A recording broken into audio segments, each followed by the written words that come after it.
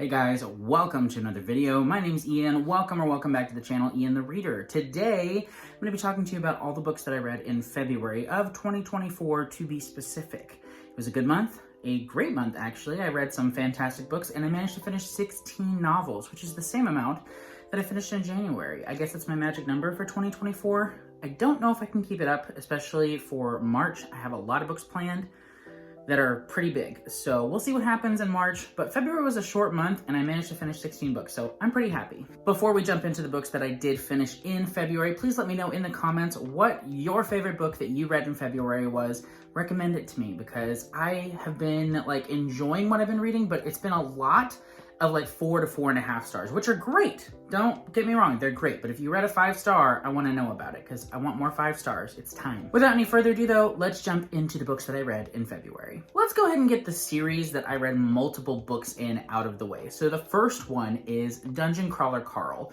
which my brothers and I had planned on reading books 3 and 4 in February because we were reading 2 a month. There's 6 books currently out in the Dungeon Crawler Carl series. However, books 3 and 4 were so much fun and we finished book 4 with a week and a half to spare in February still. So we were all just do we wait? And none of us wanted to wait. So we did go ahead and read in February books 3, 4, and 5 of the Dungeon Crawler Carl series, which none of them are particularly short. I think books 3 and 4 were 16 hours long on audio, and the third book we read this month, book 5, was 26 hours or something like that. So, not short books, but they were so fun and so addicting. I don't know what to say about these books at this point, except that Matt Dinniman continues to just up the ante every single book.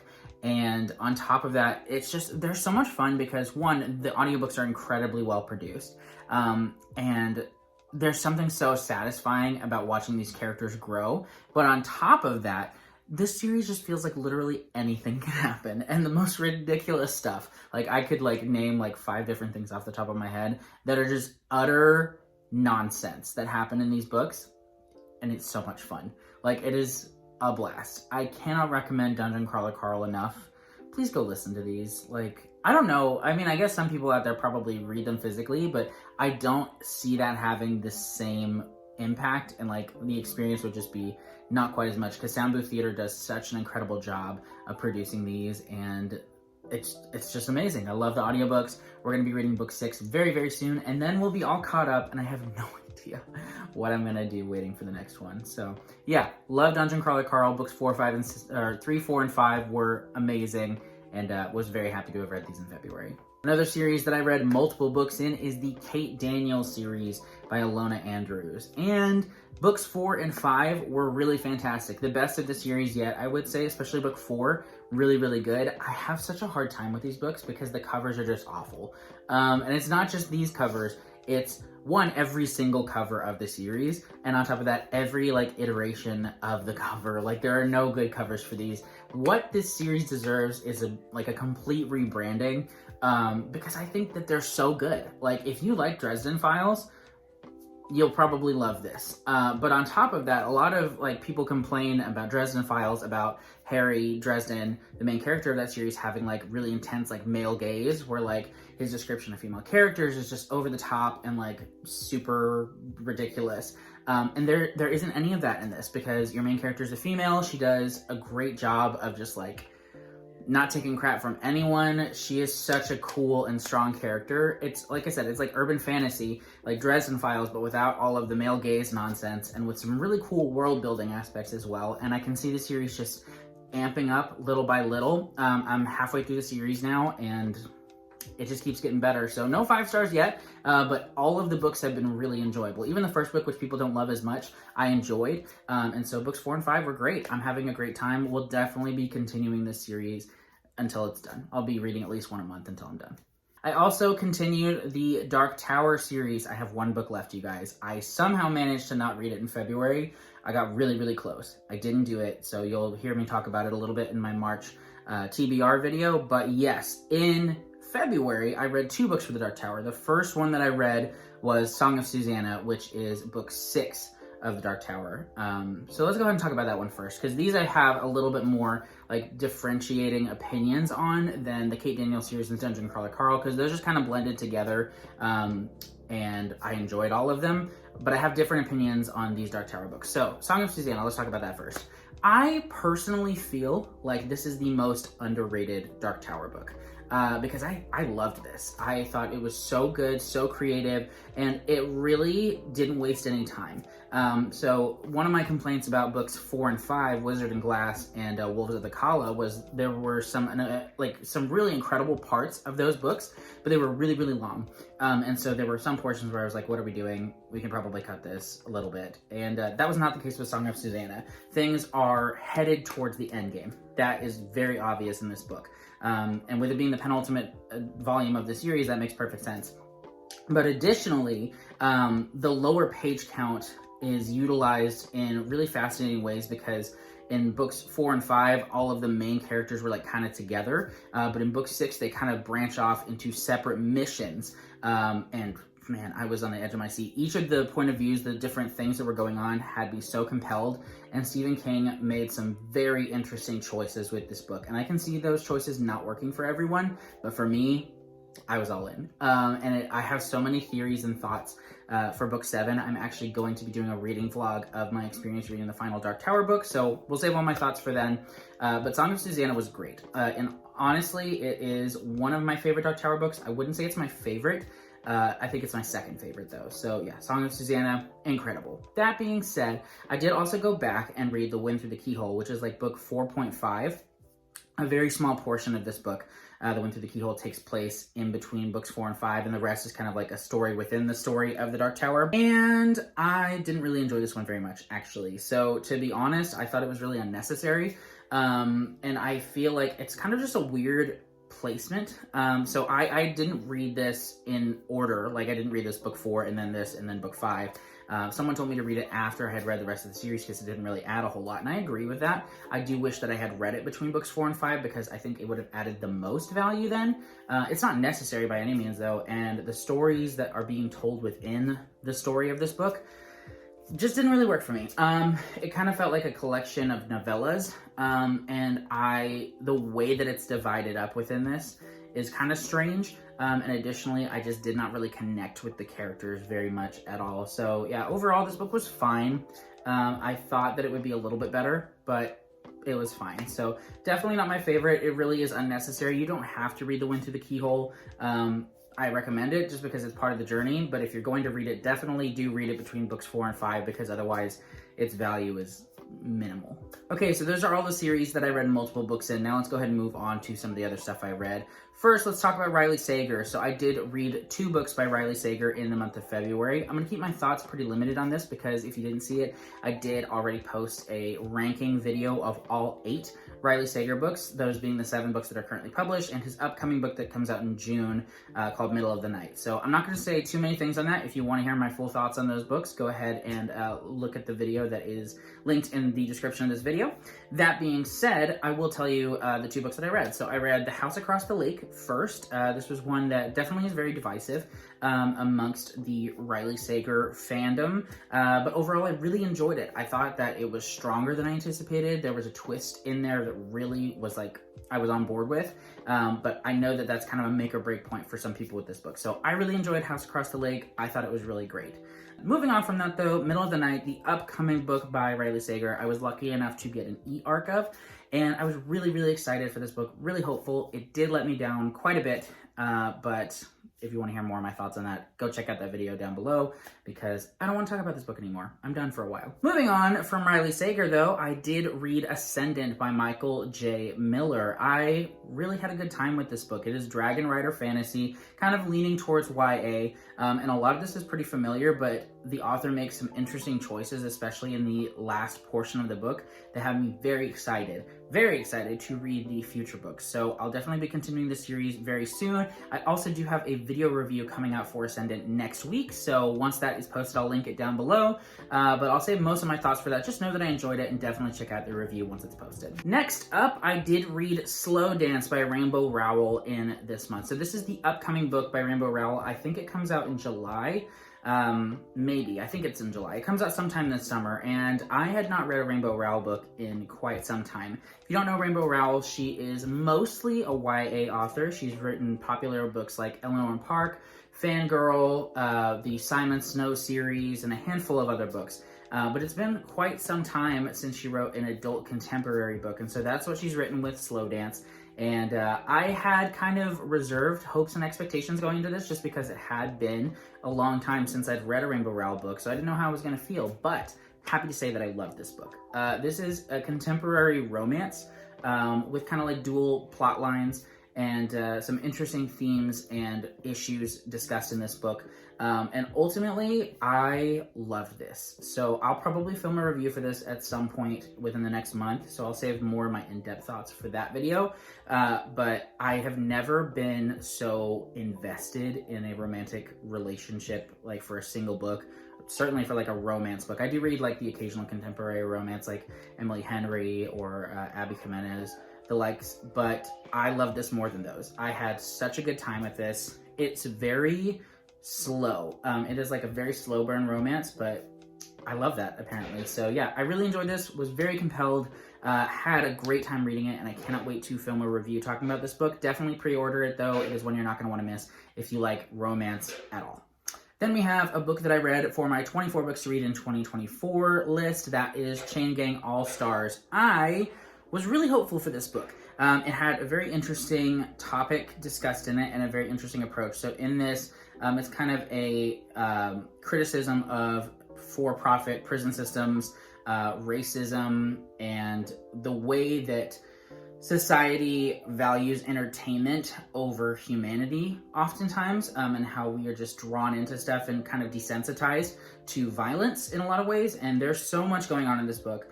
And I really enjoyed the execution of a lot of those themes and ideas. That being said, the way that the story is told, kind of the divide in the narration, didn't really work for me. The pacing was a bit off. I felt like the themes and the ideas were very much at the forefront, which is excellent.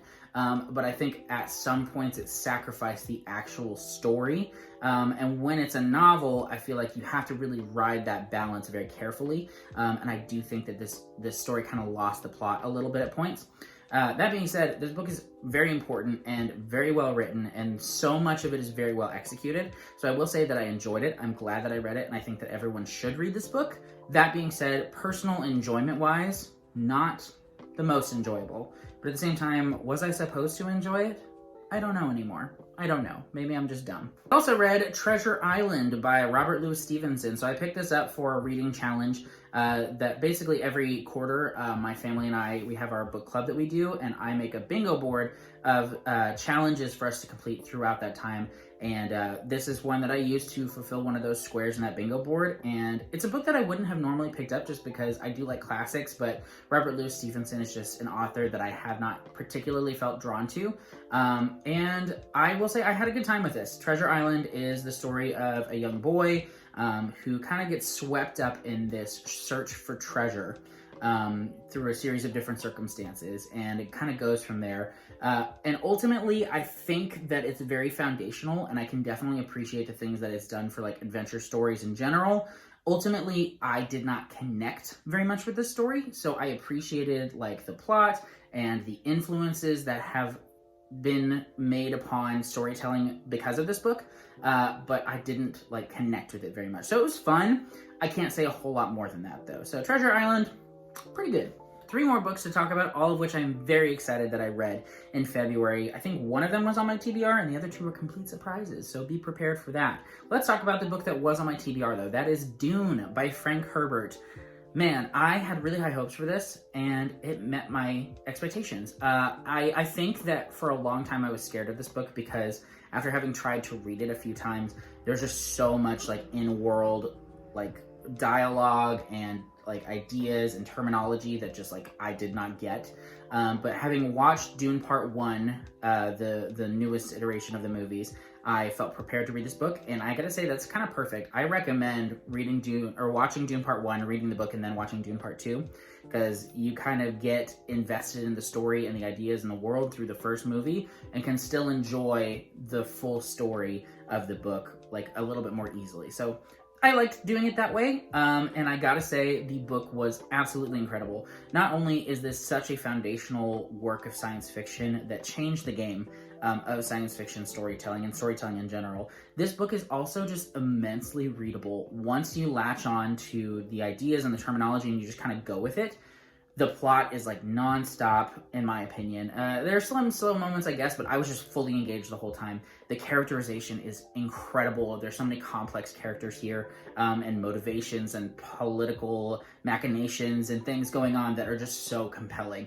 I found this book to be really fantastic. I'd say the first 85-90% of this book, I was all in. The last 10% definitely felt a little bit rushed and anticlimactic. I have heard that Dune Messiah, the second book, really finishes the story that Dune was telling.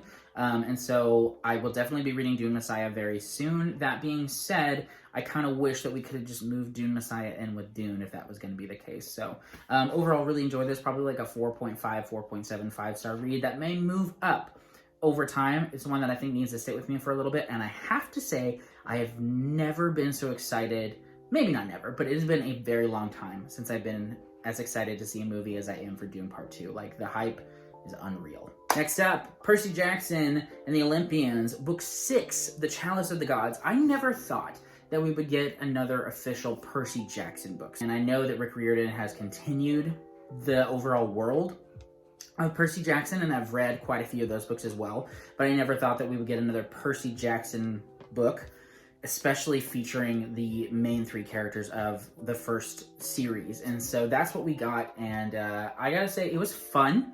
I know he's continuing it on, and it's gonna be like an overall like trilogy of new books. And it was really fun. I had a good time with it. I will say, obviously, like as an adult, I didn't like connect with it in the same way, but I do still think that it maintains like the same kind of charm that the original series does. The stakes are definitely lower than what they were in the original series, and I think there's a little bit less exploration. Like, it feels more familiar. Like in the first series, you're just like getting used to the idea of demigods and all these things being real, and there's certain aspects of like feeling like anything can happen, and there are more twists and turns and unexpected things. With this, it's very familiar.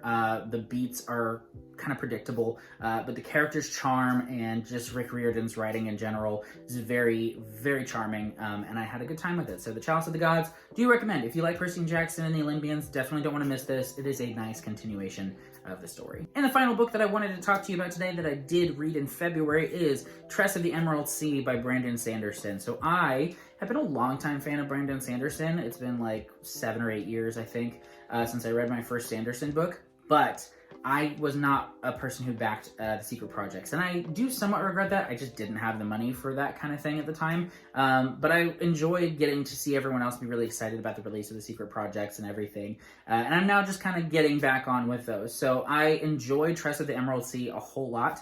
I'm definitely late to the game on this book, but it was really fun. Ultimately, I think that this story is very comforting. It feels cozy, despite the fact that there are some like pretty high stakes for the main character, and there's some violence and things like that. The overall story and way that the story is told is very charming, and very easy to just kind of sink into and feel comforted by. There's something about it. The tone is just very well done. I think that this is honestly one of Brandon Sanderson's best works, in that it is, I think, one, he kind of takes some chances with the storytelling, and I think he really nails the execution of what he was going for, so I very much appreciate that. Obviously, the world building is like smaller, but I also think that the world that he created in this, particularly like the spores and the sea itself, wow, so vivid, so well executed, so creative, and I vastly enjoyed this book. I think I give it like a 4.5. Maybe this is another one that will maybe go up to a 5-star over time, but this was really, really fun. I really enjoyed it. So if you have not somehow read Tress of the Emerald Sea yet, or any Brandon Sanderson, do it. Like, I don't know what else to say at this point. Just do it. So those are all 16 of the books that I read in February. Like I said, it was a pretty solid reading month. I would say overall I enjoyed pretty much everything I read, I had, I think, as low as like a 3-star, and as high as like a 4.5. So really fantastic reading month. Recommend a lot of these books. Let me know in the comments if you've read any of them and if we agree on any of them, or let me know if we disagree too, so we can just chat about it. So thank you so much for watching. Expect my March TBR in the next few days, as well as, like I said, the book review for Ascendant. I've got some other really exciting videos coming to you guys in the month of March. So yeah, make sure to subscribe if you haven't already, because you don't want to miss it. Thanks so much for watching. I'll see you guys next time. Bye.